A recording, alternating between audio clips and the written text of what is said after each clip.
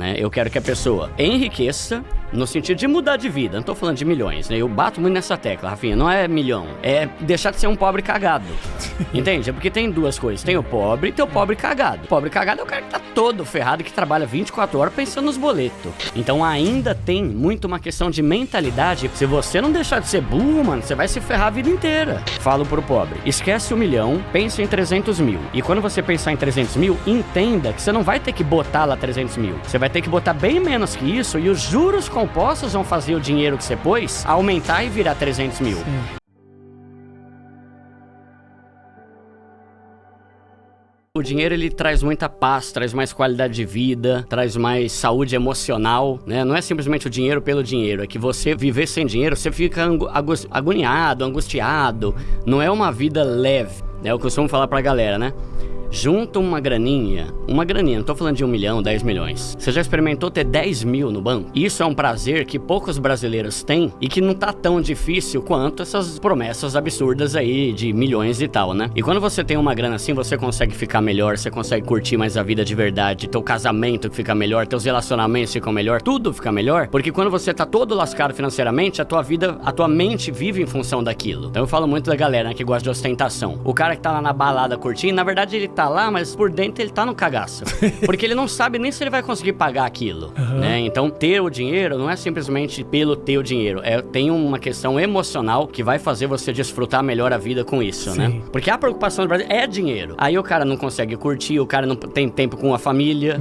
Cara, esse dia eu fiz uma relação lá de problemas causados pela falta de dinheiro. Diz aí, uns. Todos que você imaginar. Tipo, todos. Ansiedade, estresse, divórcio. Até 2019, mais de 50% dos casamentos acabam por questões financeiras, depressão pra caramba.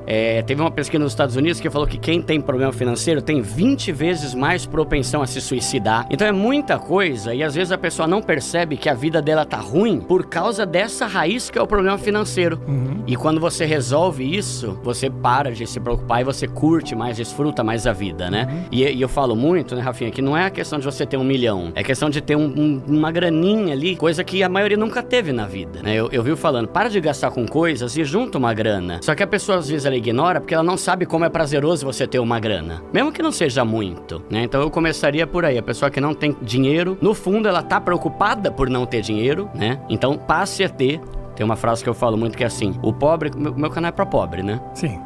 O pobre consegue mudar de vida quando ele percebe que multiplicar o dinheiro que ele ganha é muito mais inteligente do que simplesmente gastar, né? Então vai ter uma fase ali de você juntar, montar seu pé de meia, pra então você poder fazer, curtir, comprar tênis, fazer o que você quiser, né? Cara, eu costumo dizer que na vida a gente vai ter 2 fases, e isso é muito importante, principalmente pra quem é mais pobre. É a fase de acumular e depois a fase de usufruir. Porque o problema é quando você fala assim, você precisa juntar dinheiro, você precisa investir, o cara pensa que é até morrer juntando e não gastando. Não é assim. Você vai ter uma fase que você vai estabelecer uma meta. Primeiro, eu quero quitar minhas dívidas porque isso aqui tá tirando minha paz. Acabou. Meta 1. Segunda meta, eu quero montar uma reserva de emergência, que é aquela grana que você deixa guardada pra situações ruins, você não se meter no buraco de novo. 3 mil. Maravilha. A partir daí, vai começar a investir. 10 mil. Maravilha. Pode fazer o que você quiser. Entende? Tipo, o ponto é, você merece curtir a vida. Só que quanto mais cara a sua curtição, mais tempo você vai ficar na pobreza. E isso que eu quero resolver, né? Eu quero que a pessoa enriqueça no sentido de mudar de vida. Não tô falando de milhões, né? Eu bato muito nessa tecla, Rafinha. Não é milhão. É deixar de ser um pobre cagado.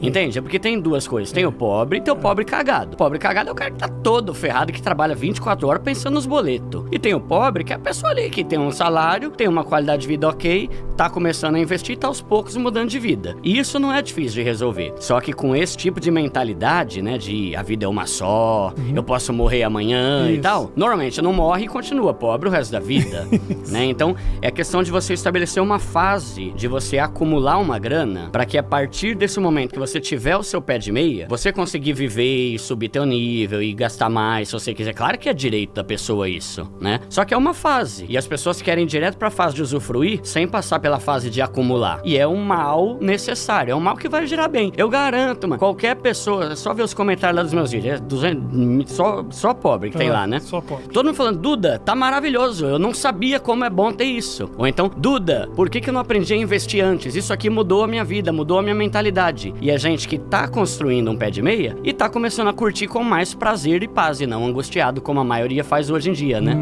Mas é questão de a pessoa decidir. Não, pera, eu vou fazer isso aqui. Eu vou juntar uma grana, eu vou quitar minhas dívidas pra entrar na fase de usufruir. Só que aí é mentalidade, né? Que é muito importante. Qual é o principal motivo que você sente pelo qual as pessoas adquirem dívidas?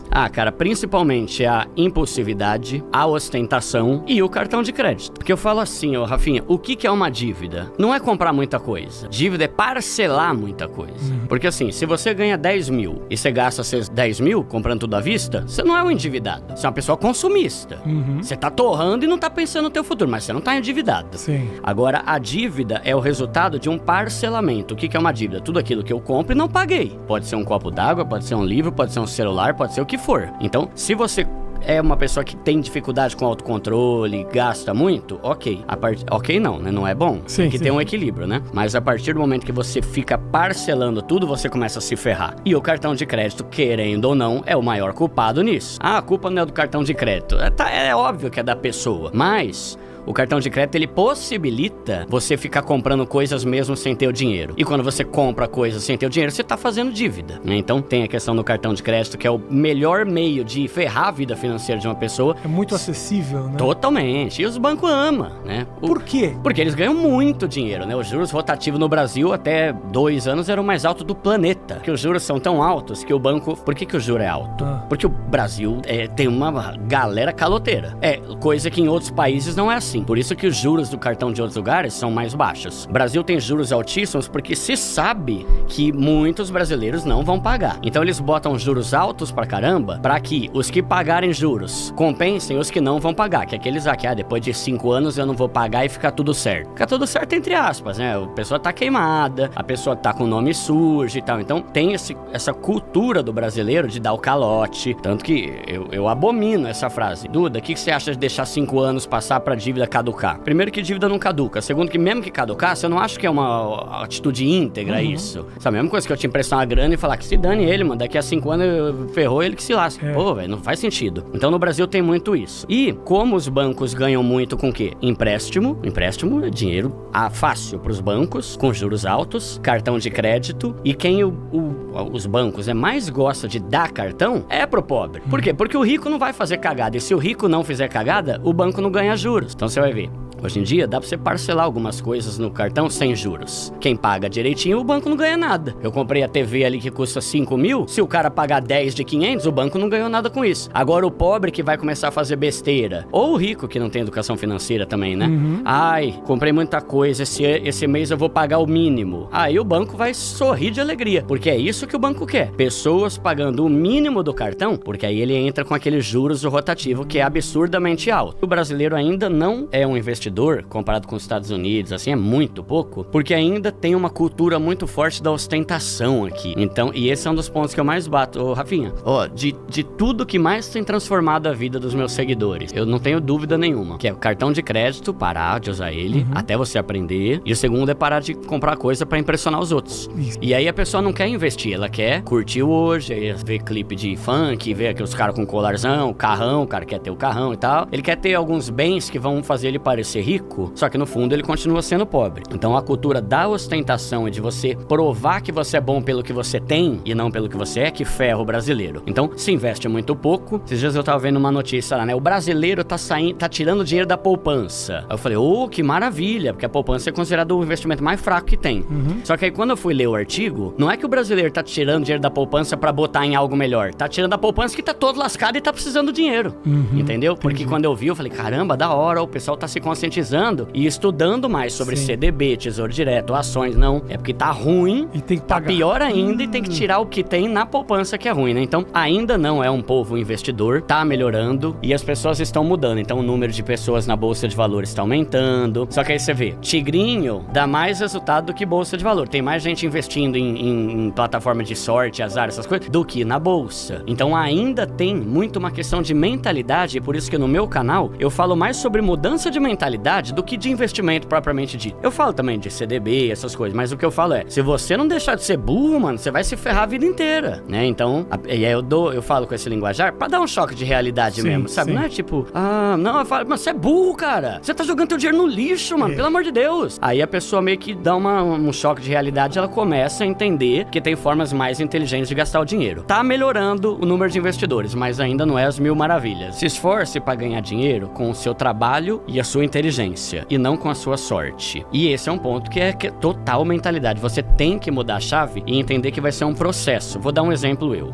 Eu sempre fui pobre, agora tô rico, por causa do meu canal. Mudou minha vida totalmente. Mas sempre ganhava pouco, comecei como office boy, trabalhei por 11 anos numa escola que eu ganhava menos de R$2.000, depois subiu pra 3. Cara, eu consegui juntar 100 mil até os 33 anos. Mesmo sendo um assalariado CLT que ganha pouco e leva marmita todo dia. Foi 100 mil e eu não manjava de investimento. Se eu manjasse, poderia ter sido 400. Olha. Entende? Só que quem tá disposto a fazer isso? É melhor eu tentar a sorte no tigrinho. E o cara vai perdendo dinheiro. Então, esse é um problema que tá muito em alta. E por mais que as pessoas vejam, pô, toda hora sai na TV, sai na Record, na Globo, os caras continuam fazendo. Vamos supor hoje o cara tem aí. Vamos supor que o cara tá me assistindo agora, tem R$1.000 pra investir. Tá. Vale a pena investir tão pouco assim? Vale. E no que investiria uma tão grana? Tão pouco? Pro meu seguidor, isso é fruto de um ano investindo. O investimento, ele tem que ser uma coisa constante, regular. Todo mês uma parte. Não tem como ninguém ficar rico sem investir um pouco do que ganha todo mês, né? A não ser que já nasceu rico, é herdeiro, caramba. Mas o pobre, porque o que acontece? A gente é rico pelo tanto de dinheiro que a gente tem investido, não pelo relógio ou pelo tênis que a gente usa. Sim. Tanto que se você for ver, numa comunidade, tem 1 milhão de pobres lascados que não tem R$1 no banco, que tem um Nike caro, né? Então o tênis, o relógio não faz de você um rico. O que faz de você um rico é uma pessoa que tem dinheiro investido. E isso é que é importante. E pra você ter dinheiro investido, você tem que investir, né? Então você vai ter que ser disciplinado em investir aos... Duda, mas é só R$50. Cara, você nunca vai chegar ao nível de investir 5 mil por mês se você desistir hoje porque é só 50.